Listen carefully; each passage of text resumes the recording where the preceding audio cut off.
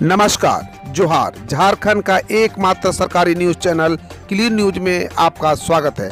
समस्या किसान से जुड़ा हो या हो पारा शिक्षकों का मुद्दा, हर खबर पर होगी हमारी पैनी नज़र। सभी खबर सिलेक्टेड और काम की है, तो वीडियो के अंत तक बने रहें। साथ ही आप न्यूज को किस गांव या शहर से देख रहे हैं, हमें कमेंट में जरूर बताइए। आज का लाइक हम 100 रखते हैं, उम्मीद है कि आप इसे पूरा करेंगे। और रोजाना पंचायत चुनाव का अपडेट पाने के लिए चैनल को सब्सक्राइब कर बेल आइकन को प्रेस करें। तो चलिए जानते हैं आज का मुख्य समाचार। झारखंड उपचुनाव में उपायुक्तों से वार्ता के बाद टाना भक्तों का आंदोलन 4 दिनों के बाद खत्म, मिला आश्वासन। झारखंड के लातेहार में 4 दिनों से चल रहा टाना भगत समुदाय का आंदोलन शनिवार को आखिर समाप्त हो गया। संविधान का हवाला देकर टाना भगत झारखंड पंचायत चुनाव रद्द कराने की मांग को लेकर 26 अप्रैल से आंदोलन कर रहे थे। उपायुक्त अबू इमरान से वार्ता के बाद आंदोलन कर रहे टाना भक्तों ने विरोध प्रदर्शन रोक दिया। उपायुक्त ने धरना स्थल पर टाना भक्तों को संबोधित करते हुए कहा कि आपकी मांगों से राज्यपाल, मुख्यमंत्री, पंचायती राज मंत्री, लातेहार विधायक, मानिका विधायक व मुख्य सचिव को अवगत करा दिया गया है। प्रतिनिधिमंडल की राज्यपाल से मुलाकात कराई जाएगी। झारखंड में बदला मौसम का मिजाज, भीषण गर्मी से राहत, 5 मई तक बारिश के आसार। झारखंड की राजधानी रांची व हजारीबाग समेत कई जिलों में कल मौसम का मिजाज बदला सा दिखा। इससे भीषण गर्मी से लोगों को राहत सांस ली। चिलचिलाती धूप के बाद रांची के आसपास बादल छाए रहे, इससे तपती गर्मी से लोगों को राहत मिली। हजारीबाग जिले में मौसम का रुख बदला और रिमझिम बारिश हुई। मौसम विभाग ने अपने पूर्वानुमान में बताया कि 5 मई तक आसमान में आंशिक बादल छाए रहेंगे, मेघ गर्जन के साथ बारिश होगी और इस दौरान वज्रपात की भी आशंका जाहिर की गई है।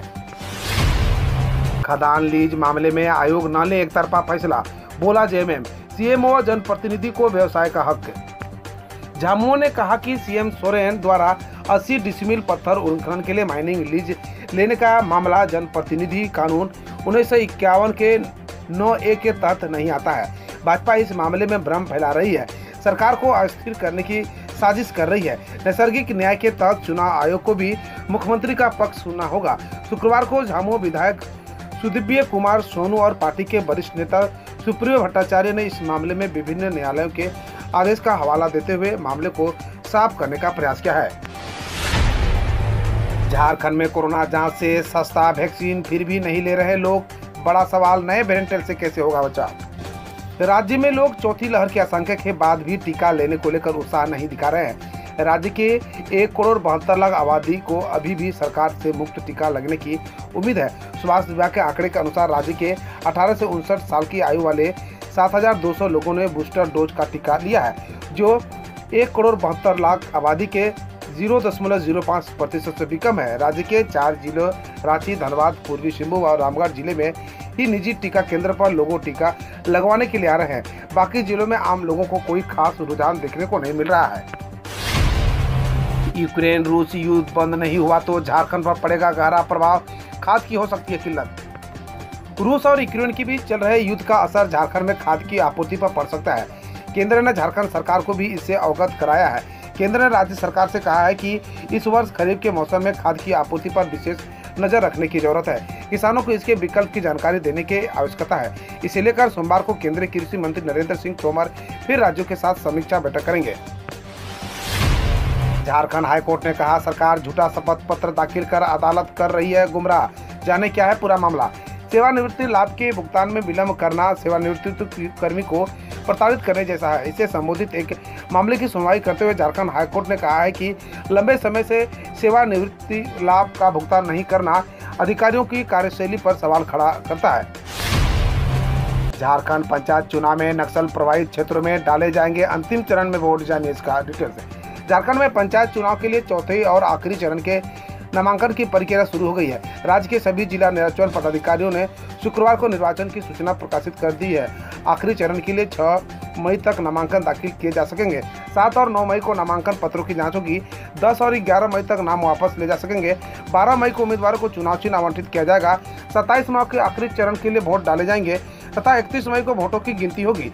आखिरी चरण में राज्य के सर्वाधिक नक्सल प्रभावित प्रखंडों की चुनाव प्रक्रिया होगी। पंचायत चुनाव के आखिरी चरण में 72 जिलों के 72 प्रखंडों में चुनाव होगा। सरायकेला खरसुआ जिले को छोड़कर सभी जिलों में एक या इससे अधिक प्रखंडों में नामांकन होंगे। एक बड़ी खुशखबरी, झारखंड में 991 लिपि की होगी नियुक्ति। जाने कैसे करें आवेदन, क्या है आता है। झारखंड में नौकरी की तलाश कर रहे युवाओं और युवतियों के लिए एक काम की खबर है। इंटर स्तरीय संयुक्त प्रतियोगिता परीक्षा 2022 का झारखंड कर्मचारी चयन आयोग ने शुक्रवार को विज्ञापन निकाल दिया है। इसके तहत अभ्यर्थी 22 जून तक परीक्षा शुल्क जमा कर सकेंगे। वहीं 25 जून तक हस्ताक्षर अपलोड कर आवेदन का प्रिंट आउट ले सकेंगे। 26 से 30 जून तक नामांकन नाम, जन्मतिथि, ईमेल और मोबाइल नंबर को छोड़कर किसी भी गलत जानकारी को संबोधित करने के लिए लिंक उपलब्ध रहेगा। झारखंड के सीएम हेमंत सोरेन कल दिल्ली में थे। पीएम के साथ सम्मेलन में लिए हिस्सा। सीएम के फरमाइश पर टिकी राज्यवासियों की निगाहें। झारखंड के मुख्यमंत्री हेमंत सोरेन कल दिल्ली गए थे। देश के मुख्यमंत्री और उच्च न्यायालयों के मुख्य न्यायाधीशों का संयुक्त सम्मेलन था। इस सम्मेलन में शामिल होने के लिए मुख्यमंत्री हेमंत सोरेन शुक्रवार शाम नई दिल्ली पहुंच गए थे। वे 2 दिनों से हैदराबाद में थे। बूस्टर डोज में बिहार में फ्री और झारखंड में 375 रुपये कीमत। झारखंड के 20 जिलों में किसी ने भी नहीं लिया शुल्क वाला टीका। झारखंड में कोविड टीकाकरण की बूस्टर डोज लगाने के लिए गति काफी धीमी है। खासकर 18 वर्ष से अधिक और 60 वर्ष से कम आयु के लोगों द्वारा खुद के खर्च पर ली जाने वाली बूस्टर डोज की रफ्तार तो लगभग बंदिशी ही है। बता दें कि बीते 20 दिनों से राज्य के अपने खर्च पर 18 से 59 आयु वर्ग के लोगों को बूस्टर डोज देने की प्रक्रिया निजी केंद्रों के माध्यम से शुरू है। लेकिन बीते 20 दिनों में राज्य के 20 जिलों में भी व्यक्ति ने अपने खर्च के बूस्टर डोज नहीं ली है। यह भी बता दें कि झारखंड में health care worker, frontline workers व 60 वर्ष से अधिक आयु के लोगों को ही बूस्टर डोज मुक्त व्यवस्था है। शेष का बूस्टर डोज के लिए भुगतान करना पड़ता है। भीषण गर्मी में झारखंड में बंद होंगे स्कूल। शिक्षा मंत्री जगन्नाथ महतो ने स्कूल प्रबंधक को फैसला लेने को कहा। भीषण गर्मी को देखते हुए निजी स्कूल प्रबंधन को अपने विवेक पर बच्चों को राहत देने के लिए उचित फैसला लेना चाहिए। फिलहाल तापमान में वृद्धि के साथ साथ बच्चों की परेशानी को देखते हुए स्कूल प्रबंधन समिति की कोई भी फैसला लेने का अधिकार है, ताकि इस भीषण गर्मी में बच्चों को पढ़ाई भी प्रभावित नहीं हो। उक्त बातें राज्य के शिक्षा मंत्री जगन्नाथ महतो ने कही। उन्होंने कहा, राज्य भर में बढ़ते तापमान को लेकर सरकार, अभिभावकों और स्कूल प्रबंधकों को भी इस बात की चिंता है, जिस पर सभी के हितों को ध्यान में रखते हुए निर्णय लेना चाहिए। झारखंड पंचायत चुनाव में चौथे चरण के लिए 6 मई तक भर सकेंगे नामांकन। 11 मई तक नाम वापसी की डेट। झारखंड पंचायत चुनाव के चौथे चरण के लिए 29 अप्रैल को नॉमिनेशन प्रक्रिया शुरू हो गई है, जो आगामी 6 मई तक चलेगी। वह 7 से 9 मई तक नॉमिनेशन पेपर की स्क्रूटनी होगी।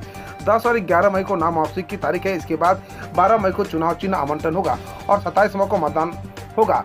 31 मई को वोटों की काउंटिंग होगी। बता दें कि 1 मई को रविवार और 3 मई ईद की छुट्टी होने के कारण ऑफिस बंद रहेगा। इस कारण 2 दिन प्रत्यक्ष नामांकन नहीं कर सकेंगे। अपनी नाकामी के लिए किसे दोष देंगे? नेहरू जी को। बिजली संकट के बीच पीएम मोदी से राहुल गांधी बोले। कांग्रेस नेता राहुल गांधी ने बिजली संकट के बीच प्रधानमंत्री नरेंद्र मोदी के पुराने भाषणों का एक वीडियो ट्वीट कर लिखा है, मोदी जी आप अपनी नाकामी के लिए किसे दोष देंगे? नेहरू जी को, राज्य सरकारों को या फिर जनता को? उन्होंने लिखा, प्रधानमंत्री जी के वादों और इरादों के बीच का तार तो हमेशा ही कटा था। कोयले की कमी नहीं है तो देश में ट्रेनें क्यों रद्द की जा रही है?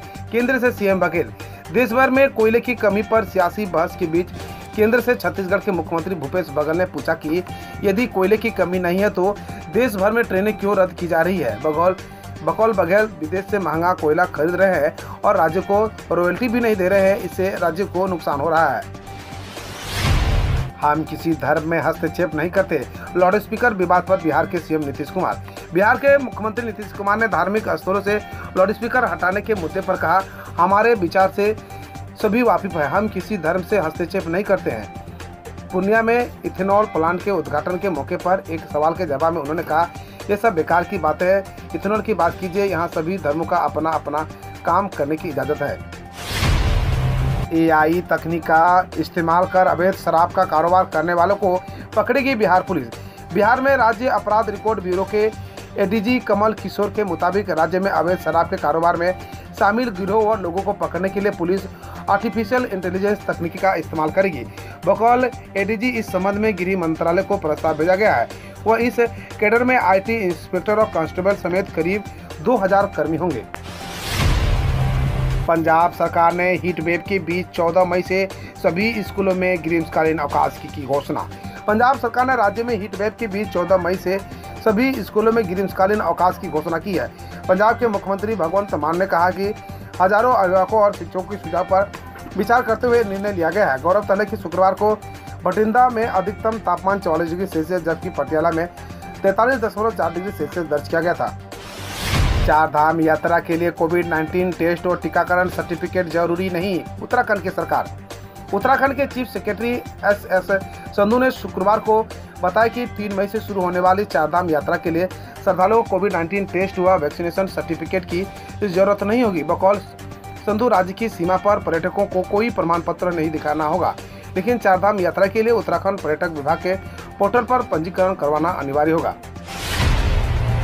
कोविड-19 से जान गंवाने वाले सफाई कर्मी के परिवार को दिल्ली सरकार ने दिए 1 करोड़। दिल्ली के उप मुख्यमंत्री मनीष सिसोदिया ने बताया कि कोविड-19 महामारी में एक अस्पताल में ड्यूटी के दौरान संक्रमण से जान गंवाने वाली सफाई कर्मी कमेश नामक महिला के परिवार को 1 करोड़ दिए गए। दिल्ली सरकार ने 2020 में ऑन ड्यूटी कोविड-19 संक्रमित होने के कारण जान गंवाने वाले फ्रंटलाइन वर्कर्स के परिवार को 1 करोड़ देने की घोषणा की थी। देश में फिर से आई पुरानी मुसीबत, सावधान रहिए। देश में पिछले 1 हफ्ते में कोरोना के मामलों में उछाल देखने को मिल रहा है। इस बीच देश में कुछ हिस्सों के मिल रही अन्य प्रकार के संक्रमण की खबरों ने विशेषज्ञों के लिए मुसीबतों को और बढ़ा दिया है। दरअसल बेंगलोर के एक अस्पताल में ब्लैक फंगस के 4 संक्रमितों की पुष्टि की गई है। ब्लैक फंगस की पुष्टि के बाद अन्य राज्यों को अलर्ट किया गया है, सावधान रहने की सलाह दी गई है।